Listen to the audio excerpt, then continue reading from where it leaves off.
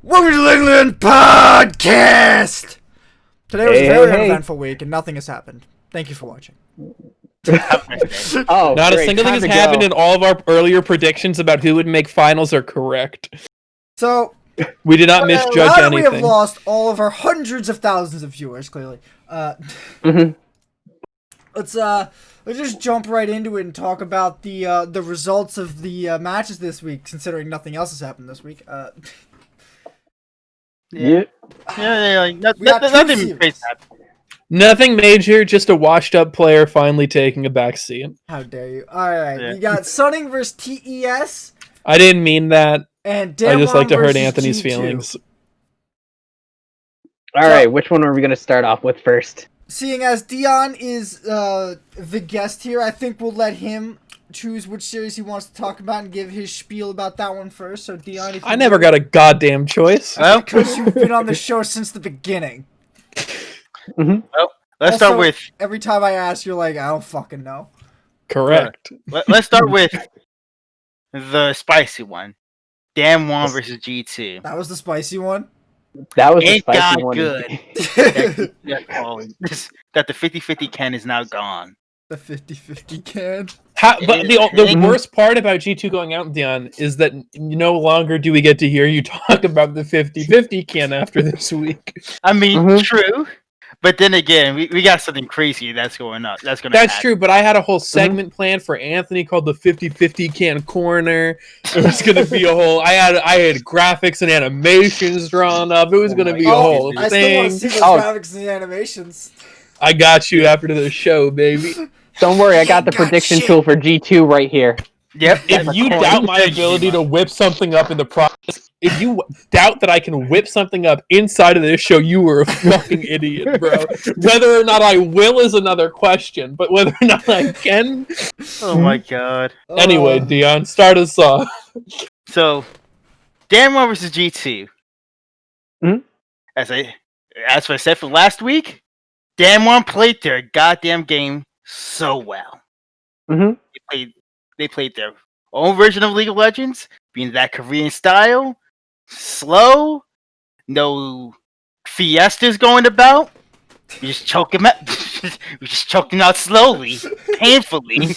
I messaged Deion after the series. I'm like, that was like watching the Terminator slowly squeeze the life out of somebody. No, that was brutal. No. It's like this. It was like that scene from Logan.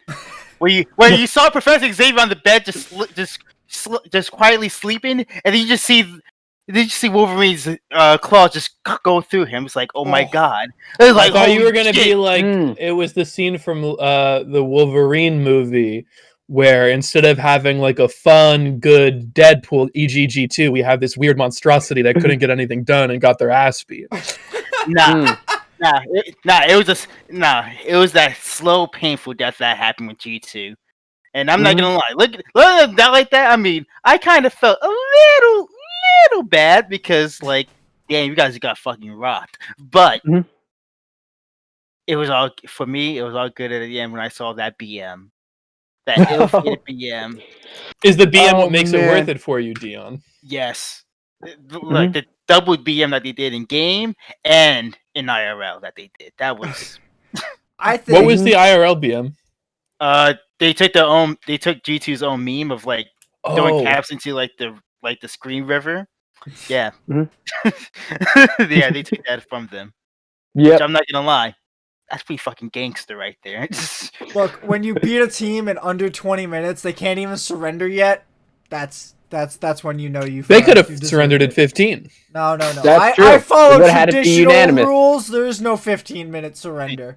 Yeah. Just.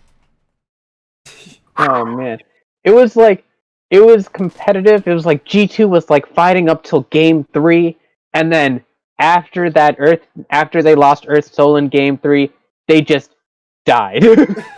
There was no more hope.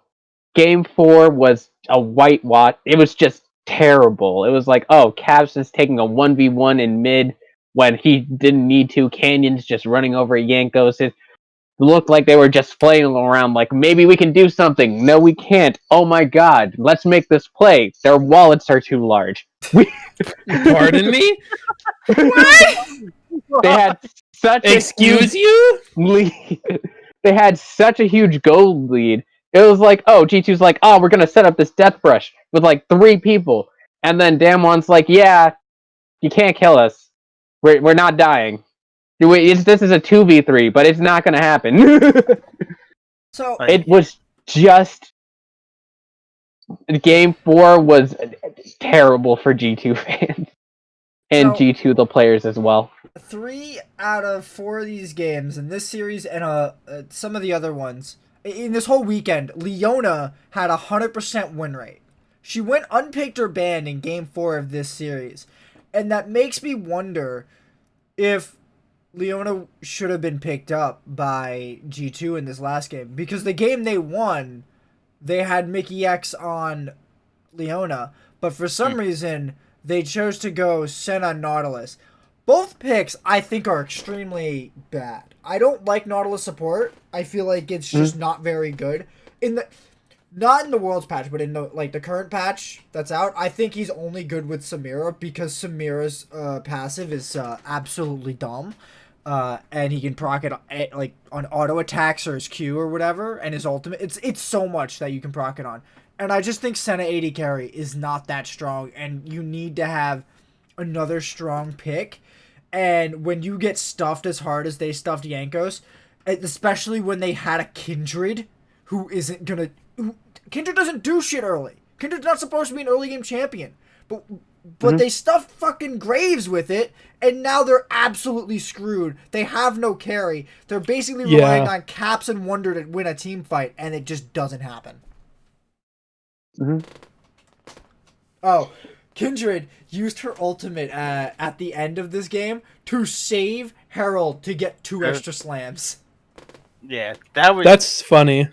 Yeah, and also 5-head. Yeah, that's a 5-head play, but that was just. So what do we think about Leona from this weekend? Because she's kind of looking a little scary. I'm not gonna lie.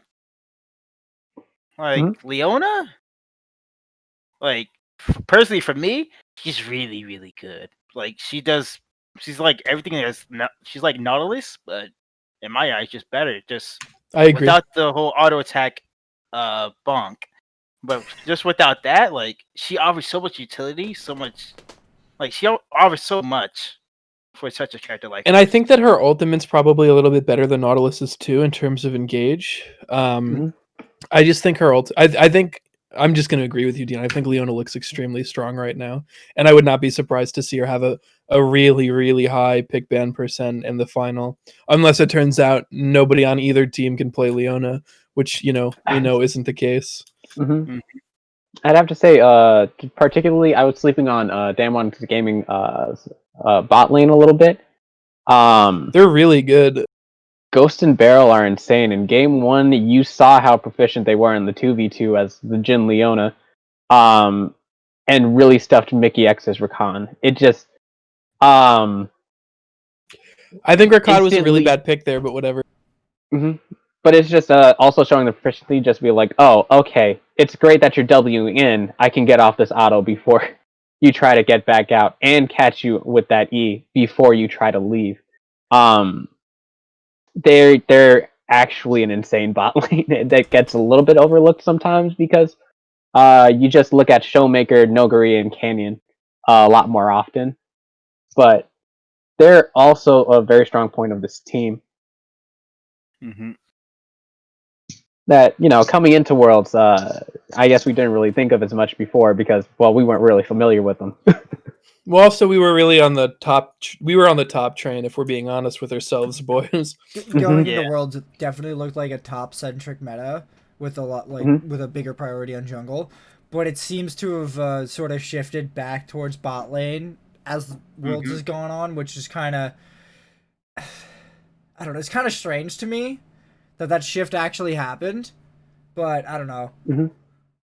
It's just, I feel like people don't know how to play the bot lane ever, because you don't picking Senna when it's bot centric is just a bad idea, because Senna isn't a carry. Senna can't do loads of DPS in a team fight playing like pocket style AD carry. It just doesn't work. You need to have like maybe a Jin, maybe a Caitlyn. Ash is very good. Ezreal's very good, but I don't what? keep Go. going. No, you go. That's really it. No, okay. Well, I was just gonna say because I was just gonna bitch about the bot lane pick in the first game for G2 because I feel like Lucian Rakan. I have zero recollection of what was banned first game, but I just like I struggle to believe that the best possible bot lane you could have made was Lucian Rakan, which especially in the Jin Leona feels like really bad. Like Rakan's always pretty fine into Jin because it's Jin and like Yeah. he's really immobile and all this stuff. But the Lucian feels not that strong to me right now. Like he's not bad. He's like reasonably consistent or whatever. But like, I don't know, dude. In a Jin Leona, that matchup just seems like it's gonna go really, really bad. Because if Rakan fucks up and engage, he's gonna get popped. Lucian's really, really easy to pop for Leona. You just have to blow the dash, right? Like it just seems like a really bad bot lane matchup. I feel like they really screwed themselves with the Rakan pick. Because, No, I agree. I think it was really bad. Like who was banned? It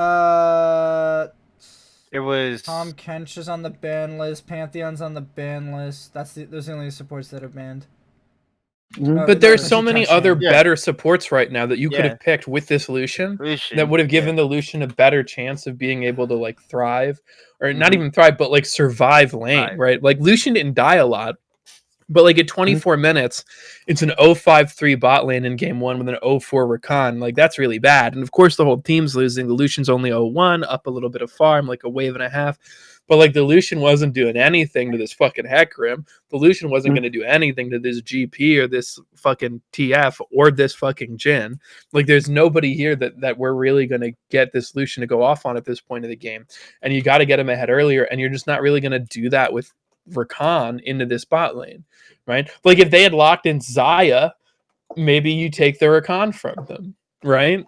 But like other than that, it just doesn't track for me personally. I mean, Xayah's sort of in the dumpster.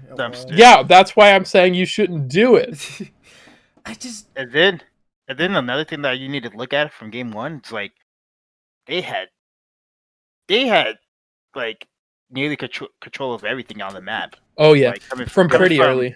Like coming from show me like the mid fight between Showmaker. Showmaker went crazy. Like, well, they got a kill on Showmaker pretty early, right? Like they had an early gank, but then there were some kills bot lane, and the game sort of just snowballed out of control. And like Showmaker was just oppressive. He was down like 40-50 farm, but it just didn't it did not fucking matter. Like, and then we just had the Hecarim we just had Hecarim and game. Well, gameplay was just doing his own. So yes, Pony Express hours out here. Yeah, like they did. Wonders. So they picked Rakan last pick blue side, and it got counterpicked with Leona on last pick red side. Yeah, that makes sense. Like, I just don't know why they didn't put Lucian mid against Twisted Fate. Or here's the thought, Anthony. Think about this, right? 5-head. Lucian Leona. Yeah. No. That would have been very strong too. I guess they could have picked Morgana though. I would have been fine with Hell, I would have been fine with a Thresh. Because if you think they're going to pick Leona, Thresh is really good in the Leona, right? You can fuck up her engages early game. But like, the Rakan is just not going to do anything into that fucking lane. Like, I think the best move is to pick up Morgana, just because all of the options on the table are just kind of countered by Morgana. Yeah. But I also wouldn't have put Lucian in the bot lane. Lucian in the bot lane seems like garbage. Lucian in the mid lane works because you can rotate him around with your jungler and get some pressure and some early kills maybe. But putting him in the bot lane means you're trying to scale him up for Drake 3. And that's just not how you play Lucian. Yeah. Like Lucian doesn't like. There's a reason Lucian bot hasn't been a thing for a very long time. It's not very good. It's a lane bully, and bot They lane might have, like- isn't about bullying right now. They might have intended to swap it, but just for whatever reason, like thought it wouldn't have worked into the TF, or I don't know what they were thinking. But Yeah. like, I'm willing That to was- believe that they like planned to swap it, and then something happened in the comms, so they didn't. But like, I don't know, dude. I want to believe Caps like forced that Silas because Caps really likes playing that Silas into the TF matchup. They played it simply back because and you can forth, steal and his TF won ultimate. Twice. Yeah. It's not that bad considering like if he gets an Hecarim ulti No, it's not. or a GP I don't think ultimate, it's fine to pick it. But I think it kind of pigeonholed them into putting the Lucian in the bot lane, which is not. But the problem is like it's fine on paper. I agree. But if what Anthony is saying, right, Anthony is what Anthony is saying is true, which is if they play it back and forth and the Silas loses twice, then like don't pick the fuck like it wasn't worth it, right? Yeah. Like in theory it's good, but if you're ripping it out and you just can't get it done, then it's like, well, I don't care what the theory says. Like I care what my mid laner is actually going to be able to perform on. Mm-hmm. That's why we used to let Doug play Pike mid. Because it's like, well, is this meta? No, but he's not gonna int. Yeah. Probably. It was barely meta when he played it. Yeah, look, it was there. It was there. Now it's just dead. Yeah, it's just that shit's dead. And even then, during this game, like Nogari was barely pressured, and he was playing GP into Renekton. Like you have to press that so hard. You need to spend all of your time trying to kill Renekton or trying to kill a Gangplank as Renekton. Otherwise, you're just kind of fucked. Yeah. If you don't keep pressure on it and keep him below half health the entire time, he's just gonna farm on you, and that's not what you want. Yeah. These are pro players. Hitting those barrels is so goddamn hard. It is like microseconds. You're gonna have to blow your W on the barrels, and it's probably not a big loss because he's got a fucking the cleanse on his W, so it's not that big a deal. You gotta get on him. Come on, man. Gotta get aggressive. Yeah. On this. There's so many problems I have with how they played their picks, and I just stop picking Lilia. For the love of God, stop picking Lilia. Fuck that champion. It is so bad. Oh, now it's bad. What did I say? It was good. When did you say it was good? Yeah. For me to learn how to play it. When you beg Deion to have a jungle who can play Lilia. I mean, that was a joke because I know he insults Lilia every time he picks it. Cap. Moving on. Like, he's got a point.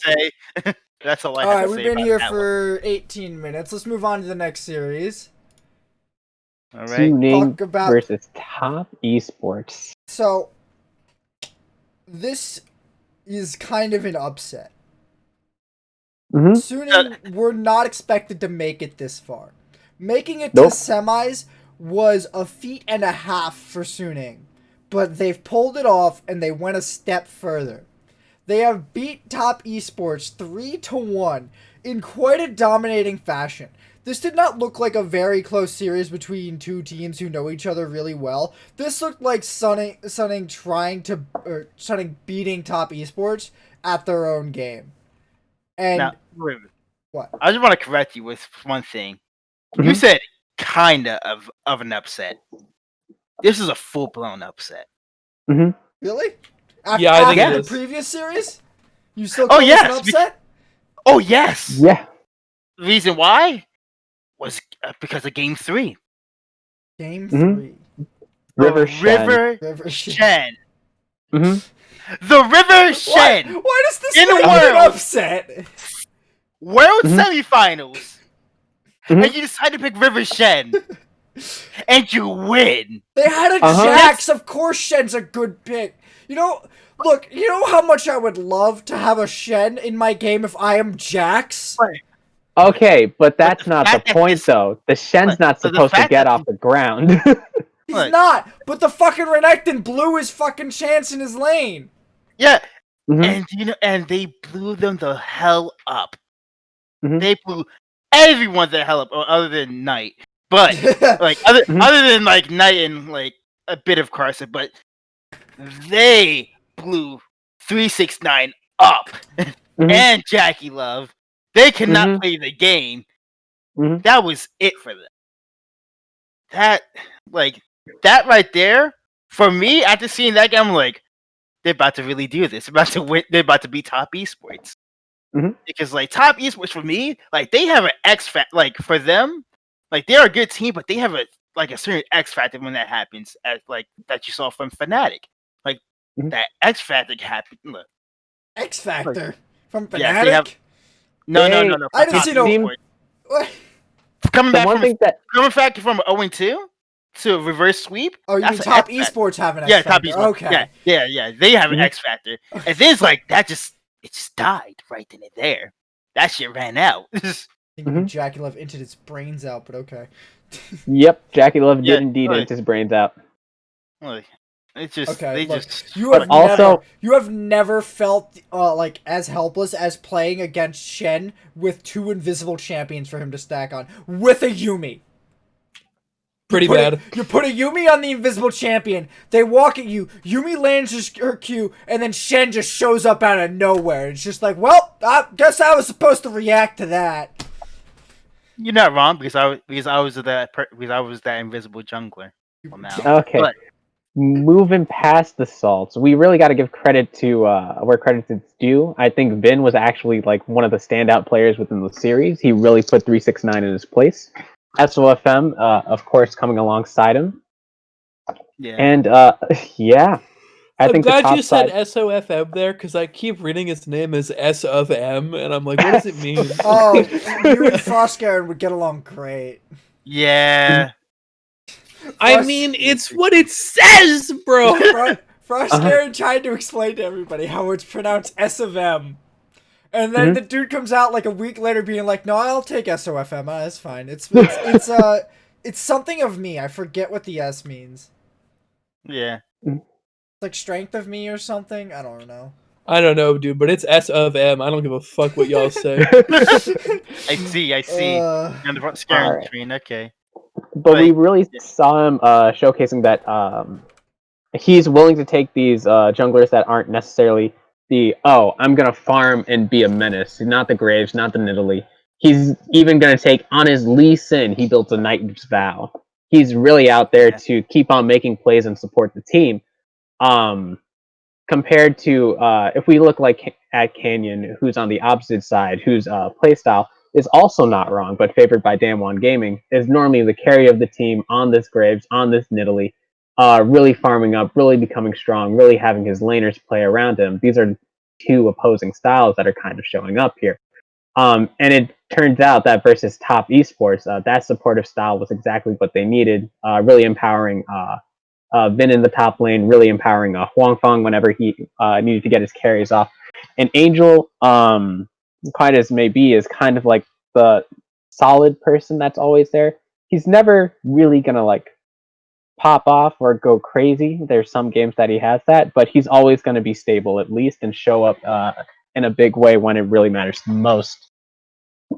And that's what I really like about this team. The fact that SOFM is willing to be that supportive jungler and really carry his teammates. The fact that Ben honestly has been showcasing a lot of picks in the top lane across multiple series, even bringing out, I believe it was the Wukong versus JD Gaming. And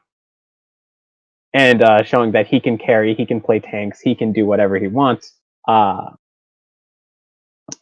do like the team. I believe they're on the upwards trend, and they have a ton of momentum coming into this matchup that they're going into. And they really brought the momentum and crushed top esports. Me. I'm not gonna lie, I cannot say it any better. That's literally the whole thing right there. That was awesome. So yeah. So in the aftermath of this series, it has been rumored that SOFM first time Shen never played him before in this game. Do you know how much bullshit that has to be? If it's true, no, but hold on. If it's true, guaranteed bona fide legend. Oh, God. But here's the thing. It wasn't him who said it. It was somebody else. And I'm just kind of sitting here like, there's no fucking way that... There's no fucking way he does this.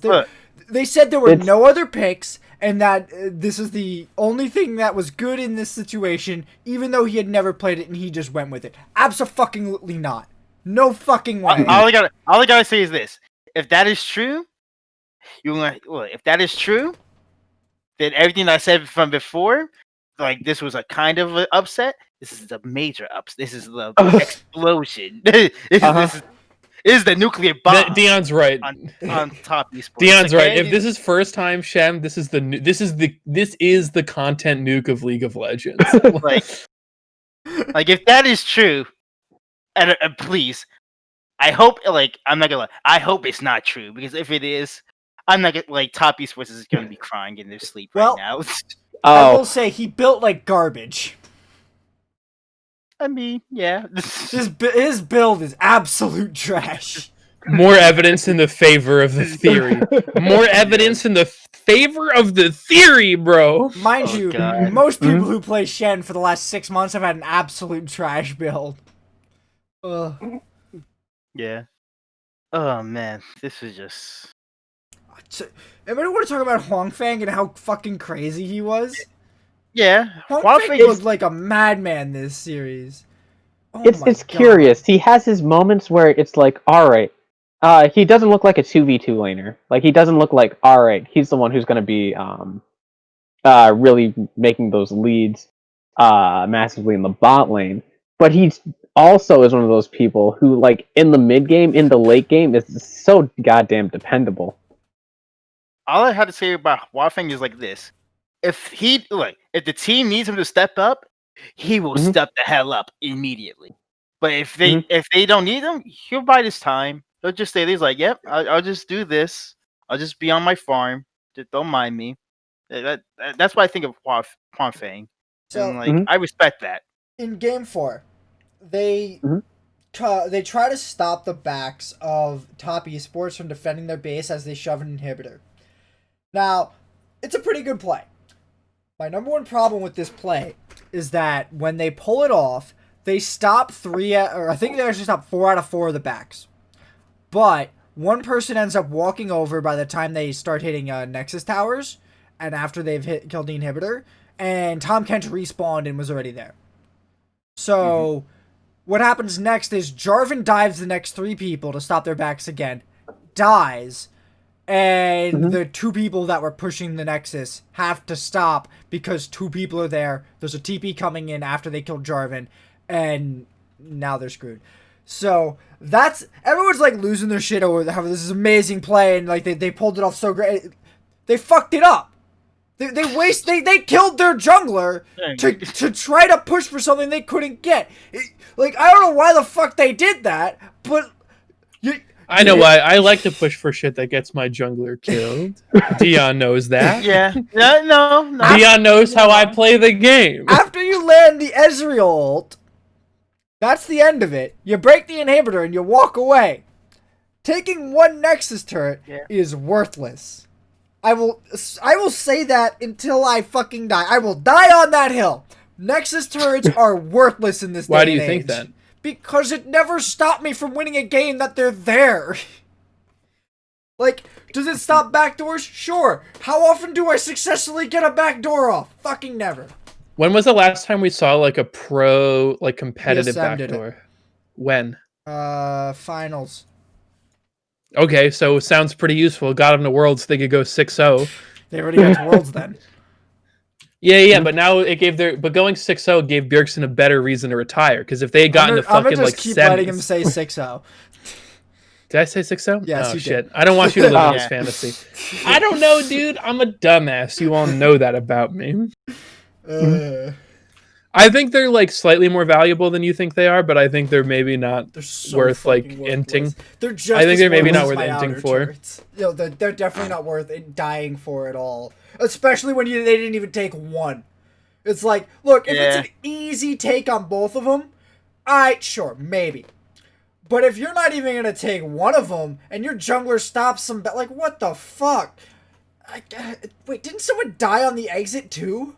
I think Ezreal dies on the exit too because he fucks up his QSS on the Tom Kench tongue. Yeah, I think so. What do you remember? What game that was? That's game 4. Yeah. Yes, game 4. Yeah, that's pretty game 4. Because It's the reason the game's 42 minutes instead of 35.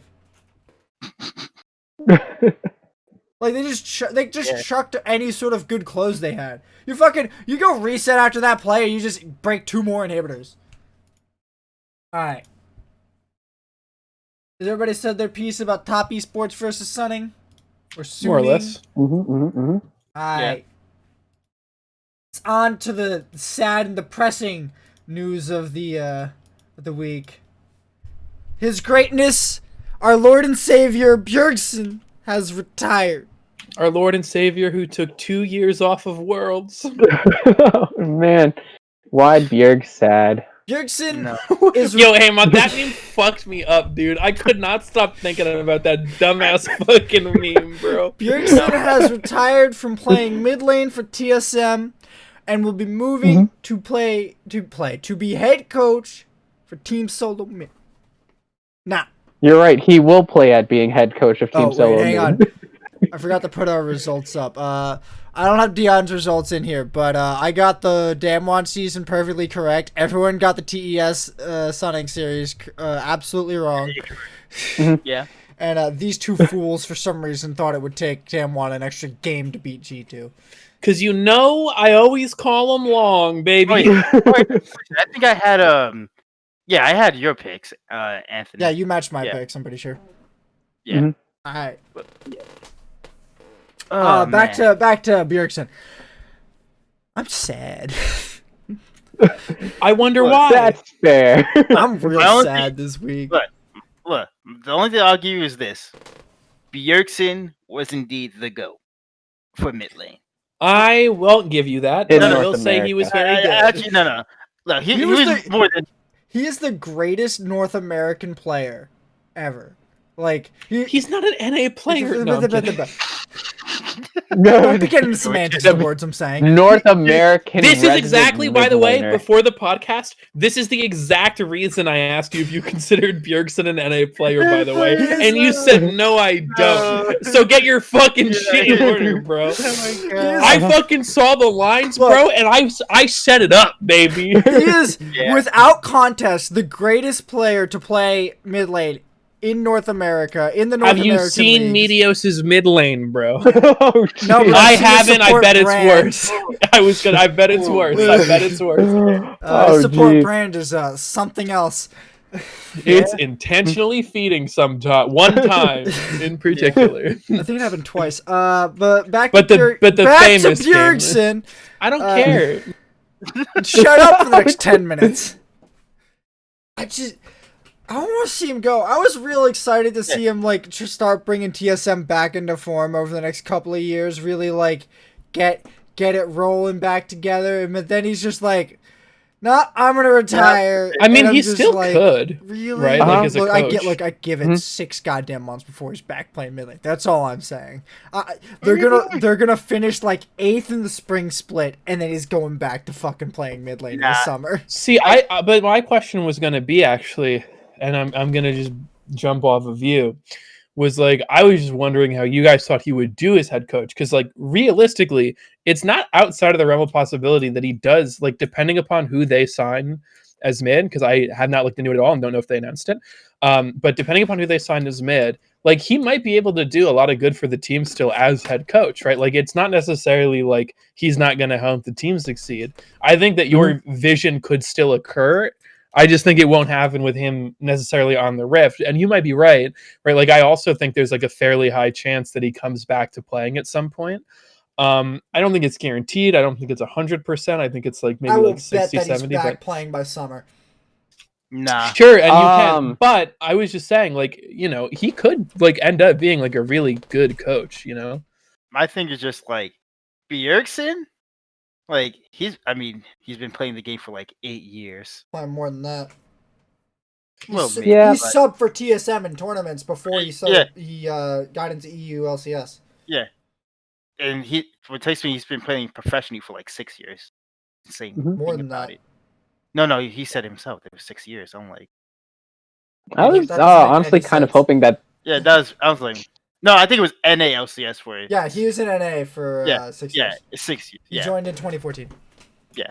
He should have gone 4 more for the 10 piece and then called it. That'd have been wild, but still, Mhm. I feel as if like I think he's gonna I think he's gonna keep on being like a head coach for as long as possible, most likely, because the way for what I see from him, how long he's been staying on for TSM as a player himself, Mhm. he dedicated himself to being a player, and I'm pretty sure this was not easy for him to retire as a player and just to be a head coach.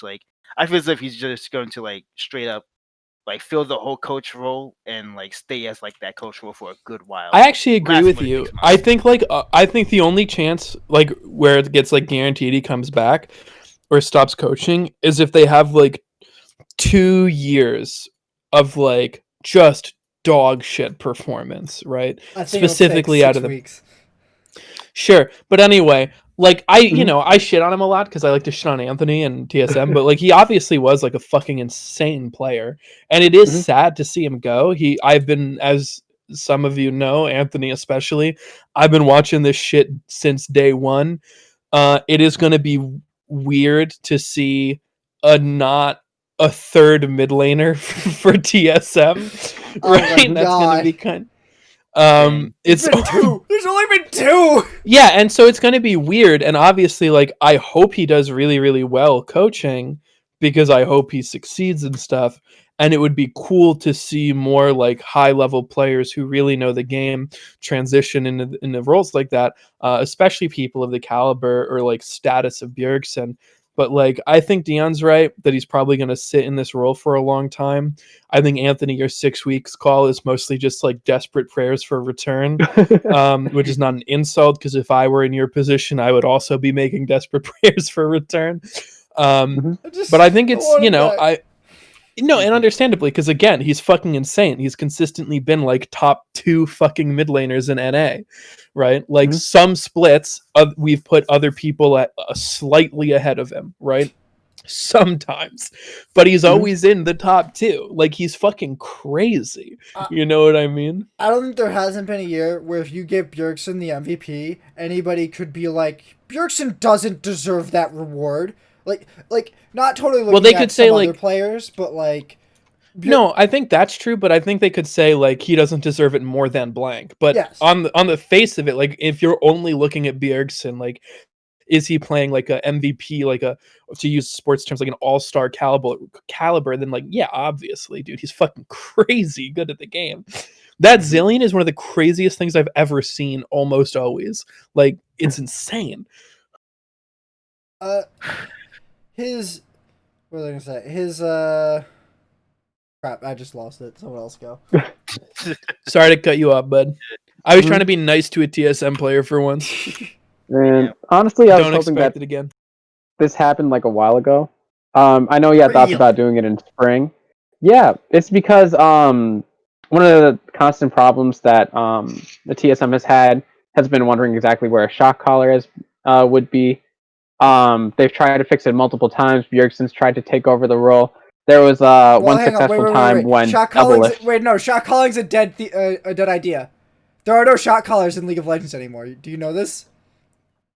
Mm, There are on Clash teams and That's low-rated because you games. morons need to get fucking in line. Do what I tell you. Anthony, you know I'm fucking shot calling our bot lane half the time, but I don't We use don't my talk words. half the time. Yeah, I was about to say I don't shot call with my words. I shot call with my fucking thresh hooks, baby. Let's get it. You got a point. But there are no shot callers anymore. It's all about everyone being on the same page and understanding the correct move. If your entire team, all 5 players, do not understand the next step you need to take right now, you're going to be behind the other team.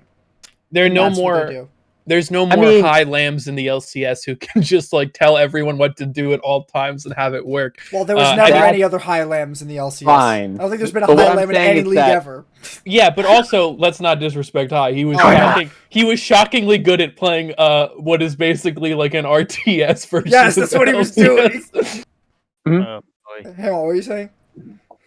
But I still was hoping someone who would be able to make those macro decisions and stuff like that. When I'm talking in terms of shot callers, like, oh, this person needs to be at this split pushing top lane at this point, or split pushing bot lane while we're trying to jockey for Baron and stuff like that, right? They've always had a bit of struggles finding solutions to those problems. And what I'm hoping is that if they're able to bring in like a new mid laner, since Bjergsen has been the core identity for TSM for ages, maybe we'll get someone who's a bit more risky, who's still new, but at least talented enough to at least keep on trying for all of these plays, keep on going for like these Hail Marys, and hopefully with Bjergsen's guidance, to tell them, hey, your macro might be a little bit off here. Hey, this is how you play Zillion. Yeah. So This is how you play wait, Anthony, Zillion. let me jump in here because I actually think Haymant like misunderstood what Anthony said or ignored it, like completely. Yes. Because so let me try this right quick. So Haymant, I understand what you're saying, but what Anthony is saying is that there is no one person anymore, like you're saying, who is in charge of X go split push top, Y jockey for Baron, go push something, get like this, then TP. People don't do that anymore. There's not one individual on the team. Back in the day, it used to usually be like the support and jungle sort of double shot calling early, and then the jungle doing it in the late game. But now there is not one person individually who is responsible for those calls, is what Anthony is saying. And so getting a new mid laner wouldn't necessarily change that structural problem if that problem persists, because that problem is not an individual failing to shot call, because there is no individual shot calling. The other problem with your thought is that even if this is old League of Legends, unless they're signing a super fucking crazy mid laner, right? Like unless they're getting one of the other top 3 mid laners. Sure, but like unless they're getting one of the other like top 3 mid laners, the new guy probably isn't going to be the shot caller, and it was never really the mid laner except on C9. No, it was the mid laner on a lot of teams. Reginald it was always jungle support. Yeah, Reggie was the shot caller. Bjergsen was trying to be the shot caller a lot of the time. But Reggie can't shot call when he's locking in red cards, dog. Blue cards. It was blue cards. Even worse for you. It's part of the reason why shot calling died, is that putting all that burden on one person instead of just teaching all 5 people what the fucking right decision is. Yeah. It's just like, why am I teaching one person what to tell everyone to do when I should just teach everyone how to do their jobs correctly? Like, And beyond that, it's like, there are times when it's hard, right? Like, even as a pro player, it could be in tense situations difficult to be like, if you have to be doing something that's crazy micro intensive, you might not hear the call, or you might not hear all of it, or something might be going on, right? Like putting all of that on one person is really bad. But what Anthony is saying is like teaching everyone the right decision allows that person to not just like not hear the call or not know what to say in response, but to be like, guys, I know I'm supposed to be going to X, but I can't because of this. And then that's just more useful. Like that's just more helpful for your team. And to be on a tangent now, just like Bjergsen, I'm not gonna lie, I'm gonna miss him. That's not a tangent. That's the topic. That's it. Yeah. We were on a tangent. To go back, I'm gonna miss Bjergsen. Oh, it's not gonna be the same. I started watching LCS with Bjergsen, and now I'm gonna be watching LCS without him. I watched it before Bjergsen because Anthony and I are old as shit, I guess. But I watched it back when Reginald was my mid laner. We watched. I was glad when Reginald wasn't my mid laner anymore. Anthony. We watched it back when we had to make our own fucking spreadsheet rules for fantasy. Oh god, that was you and I had to get into a Skype call every night for a week to design a system so our friends could play fantasy else. That's how long we've been in the game, bro. Like, okay, wait a minute. I might have lied with that part actually, because I do remember Reginald being in the mid lane for TSM. If you watched in 2013, you watched Reginald. Yeah. No. Yeah. So, I was there for that one. Keen Lamb wrote a really good article on the whole esports site about Bjergsen. And he does this whole spiel about how every morning he wakes up, he does his daily routine, and for some reason he focuses explicitly on brushing his teeth. And he's like, I don't think I haven't gone to work without taking a shower and brushing my teeth ever. And he's like, and the same thing was true for Bjergsen. Bjergsen was always in the LCS. Every time I went into work, Bjergsen was always in the LCS. And I'm just like, he's right. I've done all these other things forever. While Bjergsen was in the LCS. And now he's not. And the world is different. The world is different. But I think Bjergsen has like what it like. I mean, let's not lie. Bjergsen has like a dumbass amount of game knowledge, and I say dumbass here in like a extremely complimentary way, right? Like he's got like thick fucking game knowledge. If there's anyone you want coaching, right? Like obviously there's more to being a coach than game knowledge, right? But Bjergsen has been a consistent team leader. Bjergsen has been a great team leader. And that's really important for a coach too. So having all of these traits, having this experience, having what is undoubtedly the respect of future TSM mid laners and future TSM players, because for fuck's sake, what player in the LCS right now doesn't respect Bjergsen? And who would be stupid enough to come in after this and not respect Bjergsen? Like, he's got a lot of the important... Oh, please. True. Clap my ass off. True, but also XD. So I think he could be a really good coach and could continue being like a really powerful driving force for TSM's potential future success. I think what's very interesting is it's going to depend upon who they get, right? Like, did they do what they did with a jungler, where they get a kind of like lower rated jungler, or like lower rated in the sense of someone who isn't as famous and sort of gamble on that? I mean, that's how they got Bjergsen. Yeah. Well, yeah, but that's what I mean. But like, do they do that again, since it historically hasn't worked out the last couple splits with their junglers? Or like, obviously it worked out this split, right? But like, do they try it again, or do they go for like an established signing, right? That's what I'm really excited to see. I know what I should have done. Yeah. I should have made one of those signs for my shirt and just said, "Who the fuck are you?" Oh my god. Does anybody remember that video? Oh my god. Yeah, no. I remember that video. I do as well. Oh man. No. Not that. They have to get Odd One back to remake that video. Oh my god. What do you mean get him back? Doesn't he still stream for the team? I think he's still a streamer for TSM. Sure. I know he still streams. I don't know if he's contracted with TSM. Dyrus still streams, but I don't think he's contracted with TSM. No, he's not. He's not contracted with TSM, I'm pretty sure. All right, so to speak to Bjergsen's sort of experience, his total games played in professional play is 534. That is the 7th most games out of all players. 534. He is 7th on that list. Jesus. No, the fact. Look, you know, my thing is just like, if he's 7th, what the hell is first? I'm pretty sure it's Faker. That would make sense. Yeah. Hang on, I have it. Actually, I'm gonna have to check those numbers real quick. It's gonna take me a minute to load this because it's a gigantic fucking spreadsheet.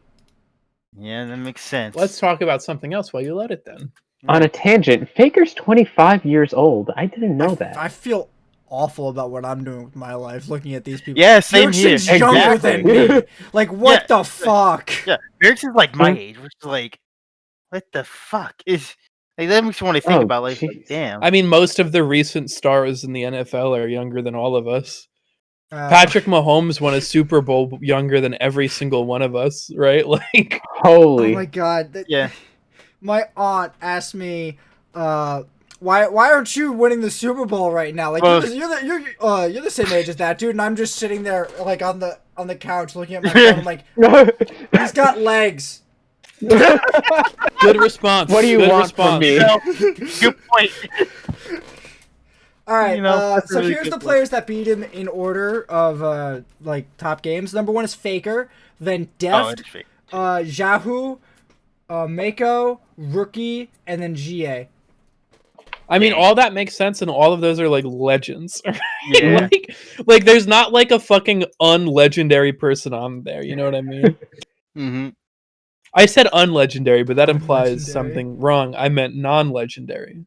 Doublelift is How many Well, he games took a behind him? split off to stream. Yeah, Yeah, if he Doublelift did. didn't take that split off, I bet you he'd be almost tied with Bjergsen. Yeah, he should be tied. He with should be Bjergsen. well. Where's Mr. Sneaky? So Doublelift is at 484, and he's about 10ish spots down from Bjergsen. Wild Turtle is 2 spots down from Doublelift with 471. Sneaky is about another 10 down from Wild Turtle with 446. Yeah, they didn't Tied join with me. Xmithy. Wait, tied? Sneaky is tied with Xmithy. Xmithy took like a year off after XDG Oh, yeah. dissolved. Okay, yeah, there we go. That's what I was trying to remember. I was like, was it Smithy here before? Sneaky? No, I think he joined. No, I don't think he was. Might be one split before, because Sneaky was Yeah. in summer 2013. I don't remember if Vulcan got in at the same time as them. I don't I think think they were in from the beginning. I'm pretty sure Vulcan was in from the beginning. Yeah, Vulcan, I'm pretty sure was in from the beginning. I'm mad I don't And have then a they got 2013 Vulcan thing now. Like, all Yeah, these no. years later, I'm just like, my dumbass Damn. didn't buy it. Yeah. It's $250, I mean, then again- dude. Don't buy a fucking Slurpee. Buy this thing you're gonna actually want. Yeah. Well, to be fair, Yeah. you didn't know you would actually want it. You know, Oh yeah. Pass me's an asshole. We've been over this. The current you is too, but yes. Yeah. Future me's a god. Never. All praise future me. He is capable of all things. No, future Future- you's also probably just an asshole. But Eh, fuck it. Yeah. what am I supposed to do? Be nice to you? That's not my brand. That's not my job here, bro. In the contract, it literally says, "Don't be nice." So in a slightly adjacent topic to Bjergsen's retirement, Doublelift said that when Bjergsen told him, which was about a week before the announcement, Doublelift considered retiring with Bjergsen. Why? I mean, I asked the same question as to why Bjergsen retired. I just don't really. I don't think it's gonna give him a better career. Unless he really doesn't want to be a pro anymore, that's fine. I mean, that might just be it, right? Like maybe he's just like tired. Like that Yeah. happens. He's sick and tired of playing with 4 wards. Now he's going to play with 5. Damn. Anyway, You know, that's so- different, but What are we gonna do if Doublelift retires in the next like month or so after changing his mind? I'm not gonna lie. If Doublelift retires, TSM's in trouble. Like, I mean, there's also rumors that the bot lane's just not happening. yeah, Yep. I know that too. But it's like, at least with the bot lane not happening, we could like trade Doublelift or something like that off and all. But if Doublelift just straight retires, It's just a spot you There's gotta fill. yeah, look, there's no playing card. Now- You got no cards. Now here's the difference. you have the playing card of being TSM. I feel like Bjergsen is in a much better position to be a coach than Doublelift is. Oh yeah, without a doubt. Yeah. No, I don't think without a doubt. Doublelift Yeah, will but make he as could good a just go. coach as, Doublelift could just go Bjergsen. stream, or like Yeah. go works. I He could also. guess. I think Doublelift could also be like a streamer and then like a role coach, right? Like maybe not a head coach, but like, are you telling me you wouldn't want Doublelift as like an ADC specialist to help your fucking AD carry? Like, is he an asshole? Like, yeah, sometimes, but he's also fucking nuts. Yeah, but I don't Yeah. know. Like the thing is to be a good coach, you don't even have to know how to do the thing you're coaching for necessily. You just gotta You just know have to how know to. it. You get gotta someone to do tell the him just process. this is when you hold flash. This is when you don't. Oh no. Yeah. Always hold Oh, flash no. for next year's Doublelift. Worlds. Doublelift, Also- wait. Hang on, We're I'm gonna stop you right there with hyperventilating. that flash. We're gonna stop you. Look, this is where Bjergsen just comes up towards Doublelift. I'm gonna have to stop you right there real quick. Oh Okay. god, that would be crazy. If both Bjergsen and Doublelift retired at the same time and they both became coaching staff for TSM, that's a fucking stacked coaching staff. Like regardless of how Yeah. bad I think Doublelift would be as a coach, it's just That'd be pretty at stacked. least he's not on another team now. Yeah. Like, Yeah. Hey, that is I'm 80% of the reason why TSM didn't win either of those 2 finals they took TL to. Yeah, I think that's probably not. Really? Correct, you think but you think close. Doublelift being not on that team means TL win those finals? yeah. There, it depends on who's there at the time, and also Xmithy was really one of the core. But who was gonna be pieces better than at the time. Sven? What if we talked about our topics and not the past LCS that we already did shows on? He's got a fair point We about didn't do that one, shows on lad. these. The show started No. in 2019. I don't remember. I have no sense of time. Mhm. I had no sense of time before Big Rona, and Big Rona has not helped. Yeah. That is true. We've went pretty deep into the NA scene and past scene right now. Mhm. When our topic has been Bjergsen retiring. We This also has been skipped a topic in our tier list. It's also we've been talking about this for like 40 minutes. Oh, we have Yeah. been talking about it for 50, for 20-ish. We only talked about one thing before this, or two We things. talk- Oh yeah, 20ish. Fair enough. the results. Okay. I think we've maybe said a lot about this. I think maybe it's time for last words. But if I'm wrong here, then outvote me. But No, I don't really have anything else to say about Bjergsen. I want him back though. I don't think him retiring is a good thing for TSM's chances. I want But a then new again, nutty TL and mid. C9 are blowing up too, so who the fuck knows? Hey, I just want a new nutty mid laner and then to build around Spica. Dibs on Chovy. Okay. Alright. A little quick topic before we start talking about the final matchup between Sunning and Damwon. The observers at Worlds have been absolute trash. Oh my god. The amount of fights and random picks that they just miss, or they'll cut away from something. Like, what is happening? Like, somebody explain this shit to me, because I am baffled at the ineptitude of these observers. I feel like I could legitimately do a better job here. I actually would agree with you. There was literally one point in the broadcast where they were like, "Oh, we're in a replay. Hold up. Don't pay attention to the replay. There's a fight happening. There's a fight happening. There's a fight happening." And 5 seconds, like a good 5 to 6 seconds, it took them to actually pull away out of the replay and actually into the fight that was happening on screen. That I dislike.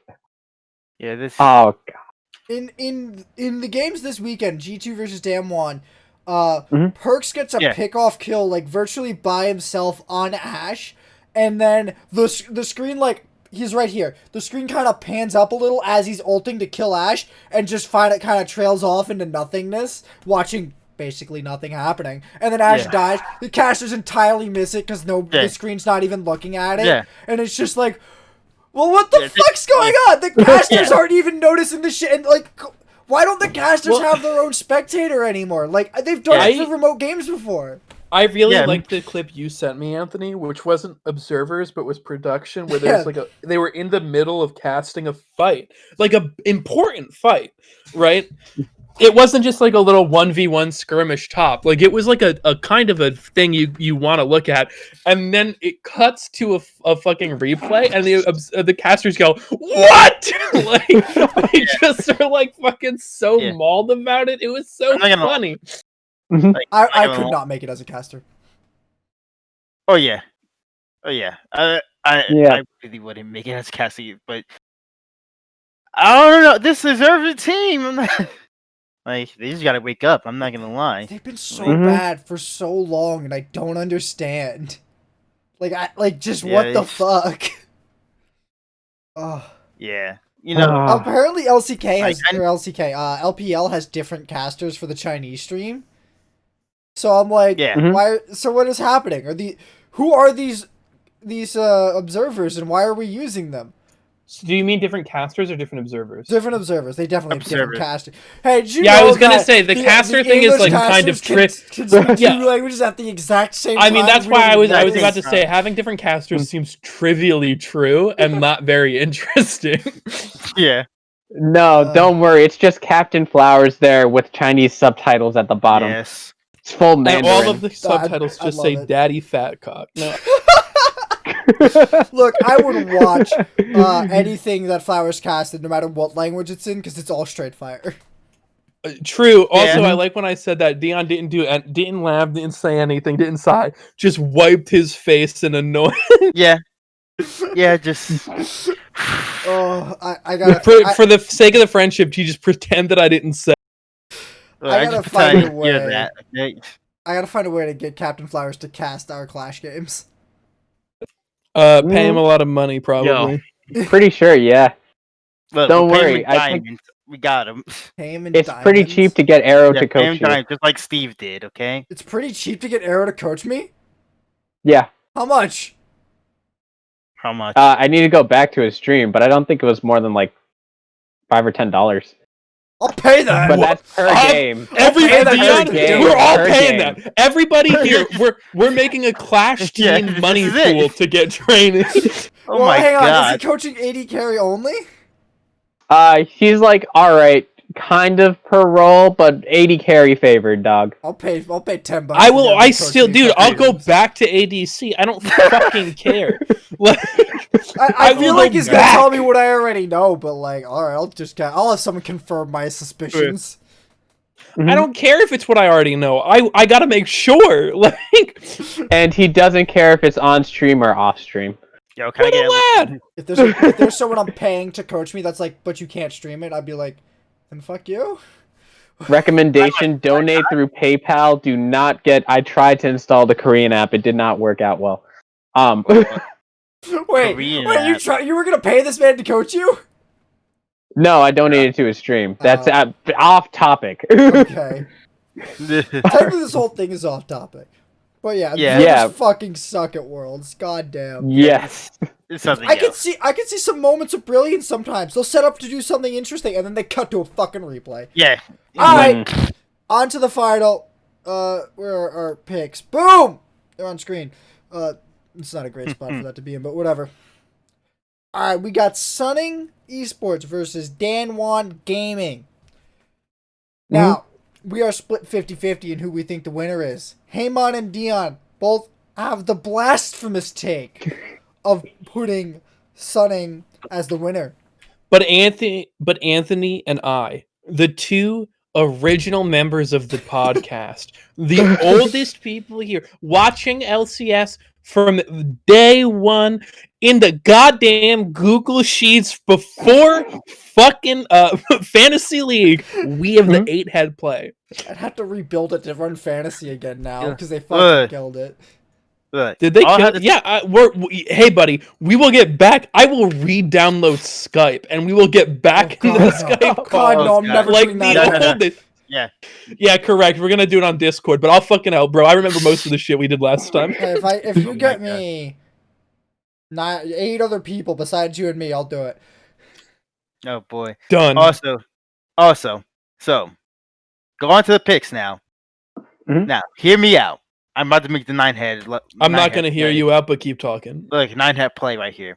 Now, you know the Rose song "Take Over." I do. This is literally it. It's part of the script right here. This is part of Riot script. Well, You last would year think it was that- Phoenix. No.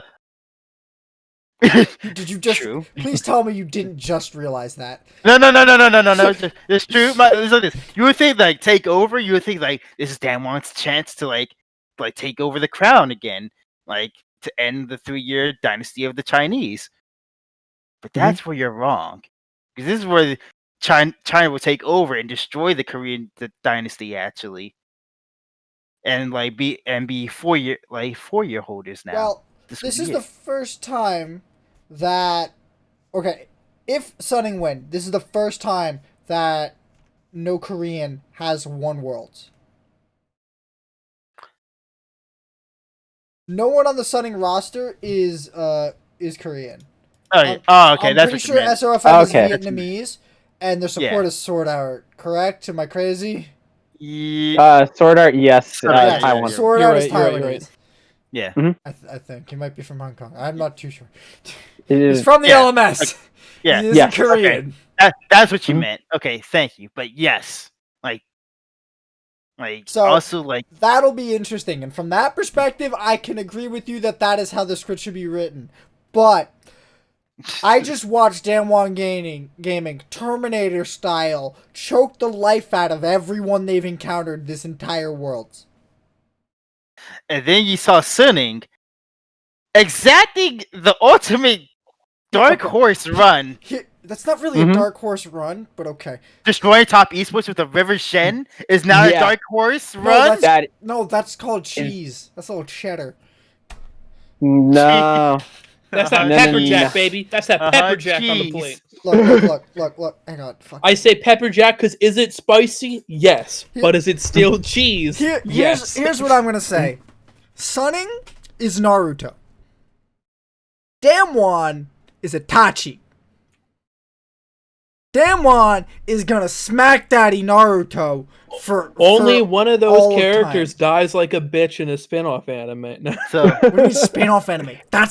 He dies in the normal anime. Spoiler alert, Itachi dies. If you didn't see that coming, you're No, blind. I'm talking about Naruto. Yeah, I forgot he Itachi dies in died. the Naruto's about Boruto. to die in like one of the spin-offs.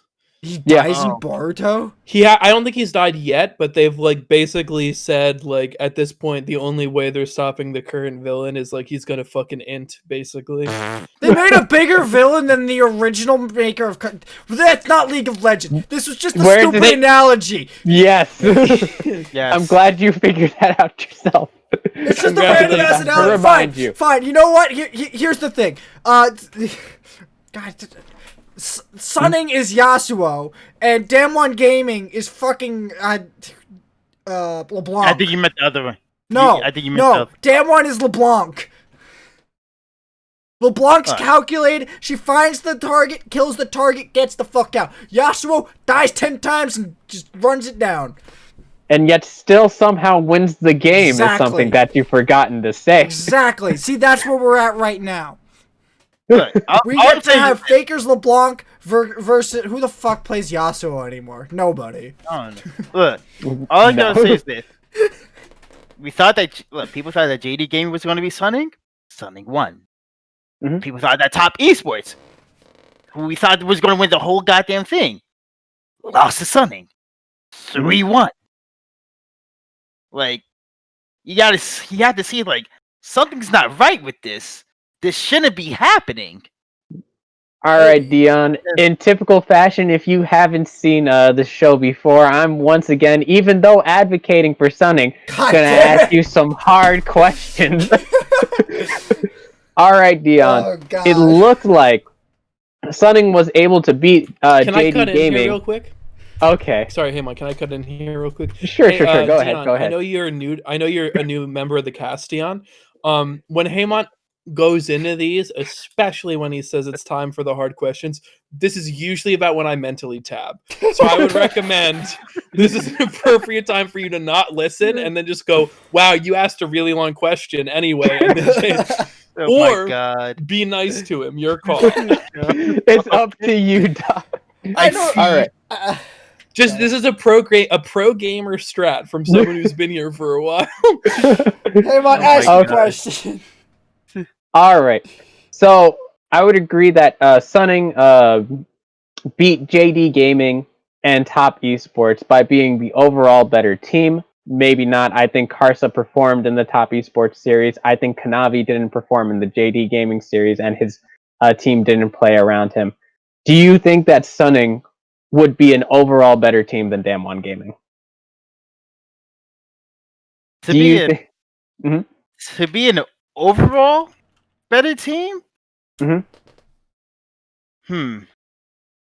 That'd be really tough because they'll have to still find a way to.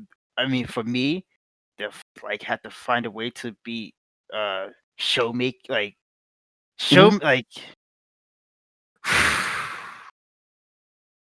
like these guys. Because Damwon Gaming, if we go lane by lane, it doesn't look like they have any real weak points. Beryl and Ghost look like a very strong 2v2, who's capable of playing inside and outside of lane. Showmaker, again, is crazy. Canyon, you might as well call it a canyon gap in the jungle against most of the people that he's went against. And Noguri is very inventive with his picks. He was the one who brought out the Lulu originally and made it part of the meta for Worlds, as well as also being able to play his typical carries, some to great effect, some to not to great effect, but if you put him on a stable tank, he's absolutely going to perform.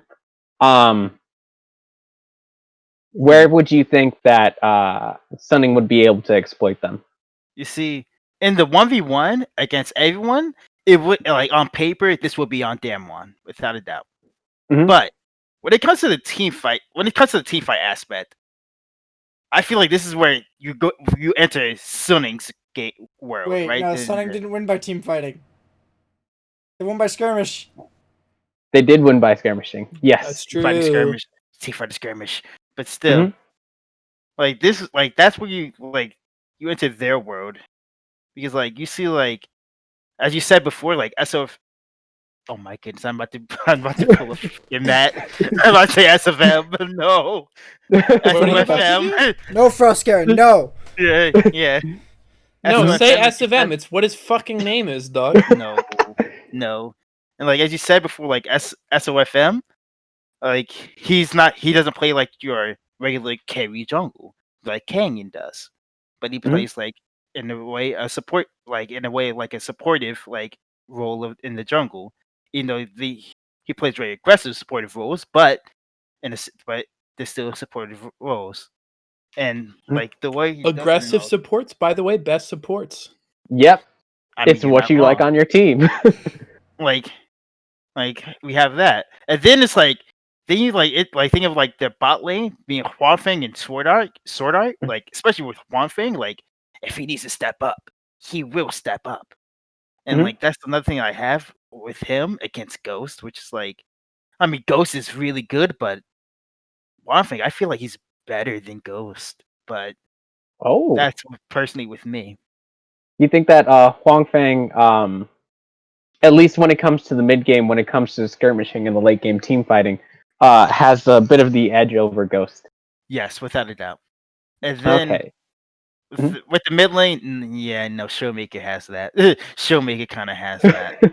Yeah, I can't make up any. I can't do anything about that one.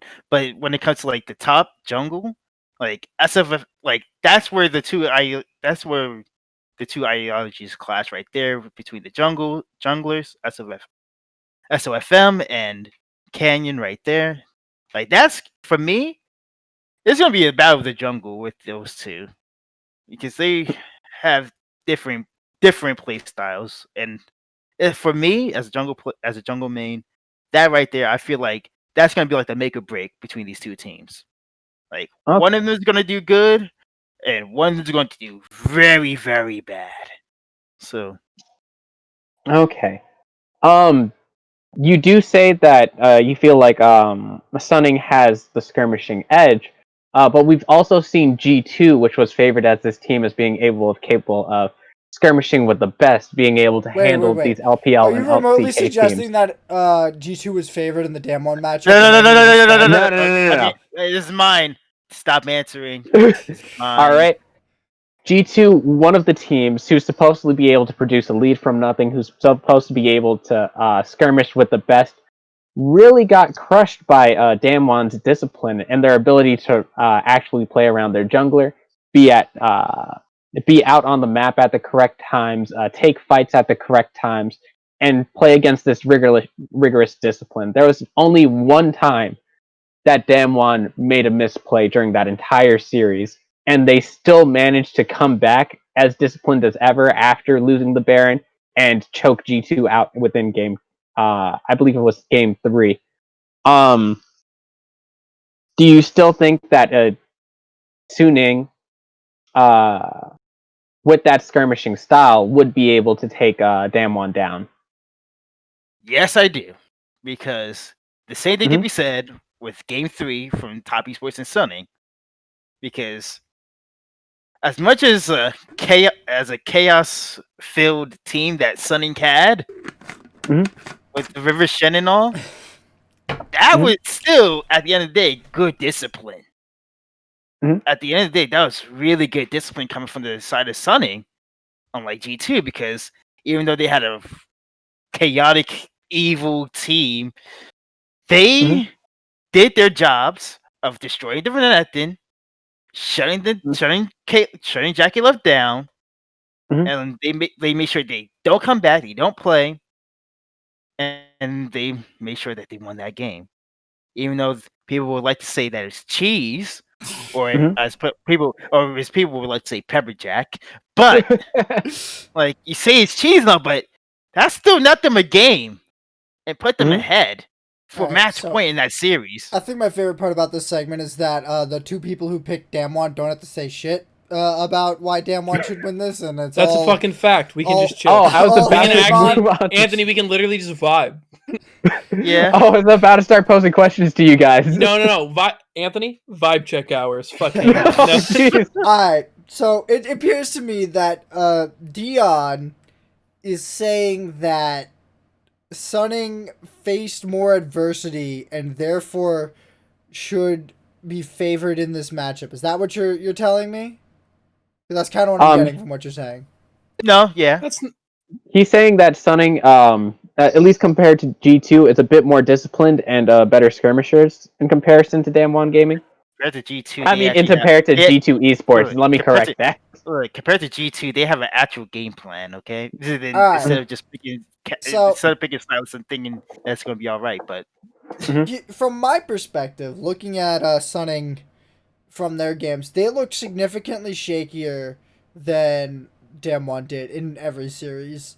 Like Damwon just are absolutely obliterating everyone they play against. They, like I've been calling them, they're the fucking Terminator. They're just walking through, killing everybody, just getting the fucking job done, however it needs to get done. And I don't think it's gonna stop. I feel like it's very possible that this final is a 3-0 to Damwon. I think that the reality is that all of the other teams are significantly below Damwon overall, and Damwon are just going to outclass them. I don't think there's a player on Damwon that that I would say is behind anyone on Sunning. Like, I think the closest you're gonna get is Ghost and Huangfang. But Barrel looks just as good, if not better, than Sword Art. Canyon looks just as good, if not better, than SOFM. Nagari looks so much better than Bin has looked. Like, Nagari's a monster. And Angel... Nagri's crazy. And Angel, to be honest, hasn't impressed me all that much. Like, he's very, very good. I'm not going to say he's bad, but, like, by comparison to Showmaker, like... yeah, Honestly, I might put good odds on DRX beating Sunning and Top Esports at this point, but DRX has other issues. I think the only saving grace that you could have possibly had for Sunning was if Damwon played G2 and it looked fucking close. It would, like, if it looked like G2 versus SKT back at MSI last year, if it looked that close, I'd be like, yo, Sunning got a shot at this. They are not as flawless as you think. There are cracks you can exploit. But it didn't look like that. Didn't look which I like know that. is what you're about to say, but like just to jump in here as the other Damwon supporter, like it just didn't look that close, right? Like, and don't get it twisted. It's not like I think Sunning is like a dog shit team, because I don't think a dog shit team makes it to world finals, right? But I think that Damwon just looks stronger in each role and stronger as a cohesive team. Like, do I think Sunning have a chance? Yeah, I don't think it's like literally 100-0 Sunning never ever wins, but I don't think it's like a good chance, you know what I mean? I think Damwon just has, like Anthony was saying, like a lot, even in their closest matchups, Damwon's players seem pretty well ahead and they seem better as a team unit, you know what I mean? Okay. I'm going to pose a question to Anthony and Matt. I plead my Fifth Amendment right as an American citizen. All right. As a question, Damwon Gaming was one of the teams who didn't make it out of groups 6-0. They followed up by facing DRX, a team that they 3-0'd in the finals. No one made it out of group 6-0. What? No one made it out of group 6-0. I swear there were two teams that made it out of group 6-0. No. Okay. Am I just high then? You are all just right, high. I might just be high Yes. then. yeah. Fine. Well, we got All we right. got to check that out. Continuing with the Six. point, let's ignore the part about groups. They did 3-0 DRX, a team that they're very familiar with, that they've played against within the LCK multiple They times. have played every single best of 5 they played this year until the G2 series against DRX. Again, very familiar with them. And against G2, G2 had previously had a press conference after their quarterfinals where they explicitly said that, yeah, we're not too worried. We're the LCK Slayers. We're going to be preparing for the Wasn't that LPL Wonder? team TES. Yeah, Yeah, that was one. Wonder who did say that. That But was a like, meme. but here's my question: is like, do you think that that's serious, or do you think that's a fucking joke? That Right? was a Like just some fucking shit talk. meme. Okay. I would say Like no. even you, the coin flip legend, has to understand that it would be fucking insane for any team in Worlds to just ignore an entire region in terms of preparation. Like that's fucking crazy. Like, Hey guys, we got a best of 5 next weekend, but it's against damn one. Don't worry about it. We got this shit. 3-1. Okay. I played the 5th. I guess what I'm saying is that perhaps G2 had came in a bit overconfident into the Damn One Gaming matchup. I don't think they came in overconfident at all. I think they came in I just don't think dreading them. that like listen, I don't think memes and shit talk, like playful shit talk, are like real evidence for them being overconfident, right? Like I just don't, because they don't. I don't think that that's what they're saying is true. I don't think that they completely ignored any LCK team for preparation. Maybe they were confident, but like also if there's like why for like I don't think they were overconfident. They should have been at least somewhat confident because they're G2. They made it through Worlds. They're a historically very good team. But I don't think that this is a team that's like look, I think that they're dumb in their team comps. I don't think they're dumb enough to ignore prep, right? Because I don't think any team who gets to Worlds is actually fucking stupid enough from a management level to just refuse to do what you're supposed to do. Okay. So what you're saying is that you think that G2 did fully prep for Damn One Gaming? Of course they did. That would be it. Would you have to understand? Listen, you're right. It would if be they didn't, inconceivable if they that they did not, it would be absolutely fucking insane. If I, And they deserved to lose. if I'm right? on that team and I'm a player on that team, I'm being like, I want my out now, and I don't lose shit. Because that was the dumbest reason to not win that series. They won a game in that series. If they didn't prepare, that's the dumbest reason to lose that series. I'd be like, I want out, and I'm going to get a fucking lawyer to enforce my, whatever positive end of my exit contract there is. Because it's just terrible. Like, it's really bad. Like, literally imagine any sport where you're in the fucking whatever kind of tournament, like championship bracket that sport has, and your management staff or one of your players is like, guys, we don't need to prepare for this series. We're going to win. No! We prepare. It doesn't matter if they're the underdog who came in bottom seed and we're top seed. It doesn't matter. None of that. Like, obviously, I'm not saying that's what happened here. I'm just saying, like, in any sport, right? It doesn't fucking matter. Like, you prepare for who you are about to have to fight a series against, because otherwise you're gonna fucking lose because the other dude almost certainly prepared against you. Like, that's just trolling. Like. And if they trolled, then I'm fucking good. It's a good thing they lost, because teams shouldn't be able to fucking troll their way to the finals. Like, that's insane. But G2 did that already. Okay, no team should be able to do that consistently. Thank you. Okay. Thanks for the correction. My L there, Anthony. So, Haymant. Okay. I think my point that I was trying to make was that perhaps Damn On Gaming had a bit of an easier schedule. You could argue that.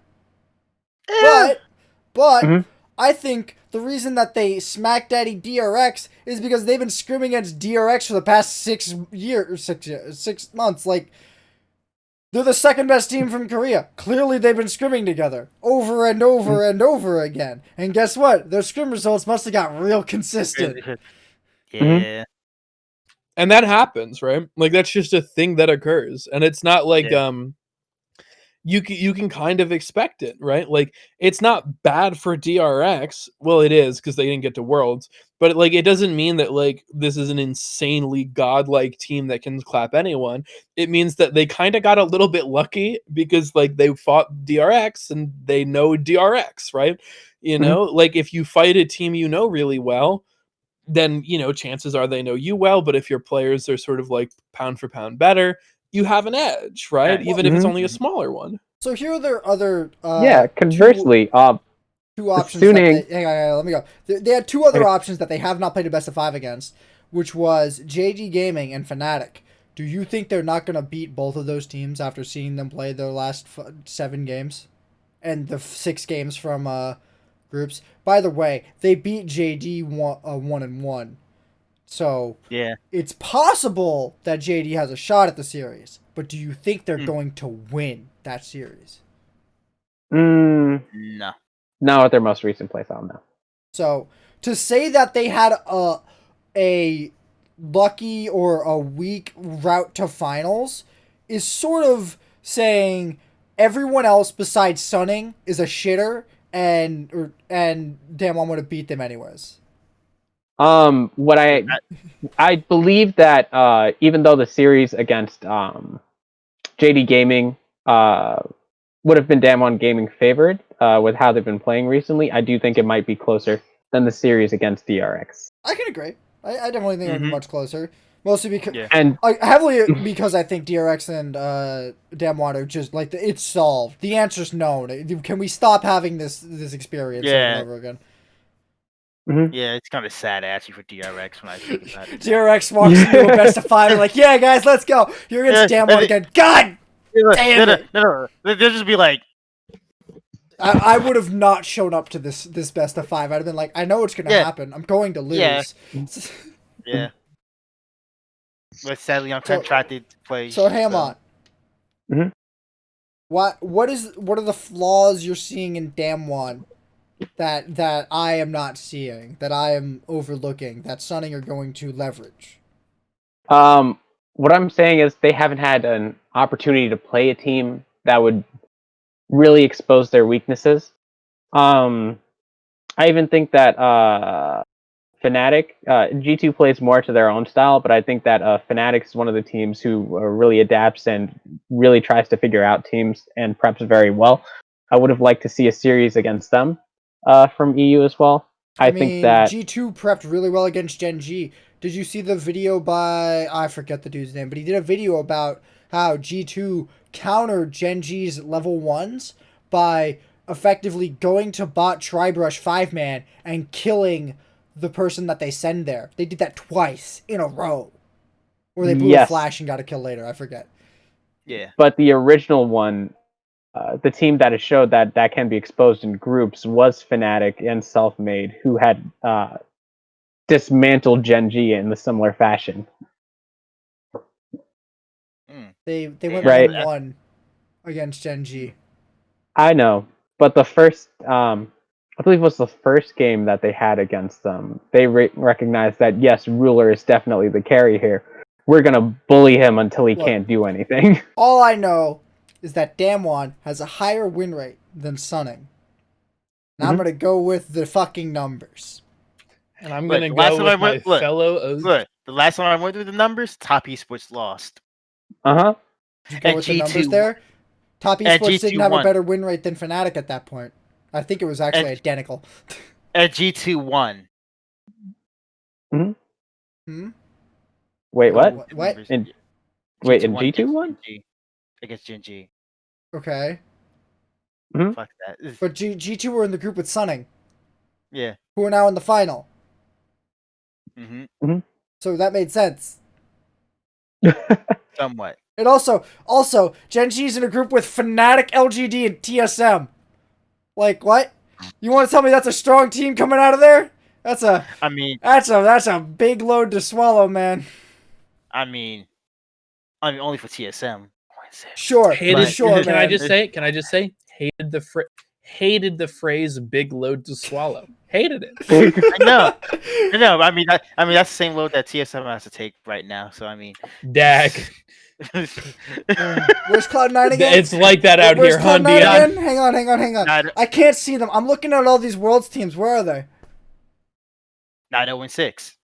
Right. They don't even have 6 losses. Yeah, they don't because we're that good not to have that. So what Deion is saying is this was a strategic int from C9. Yes.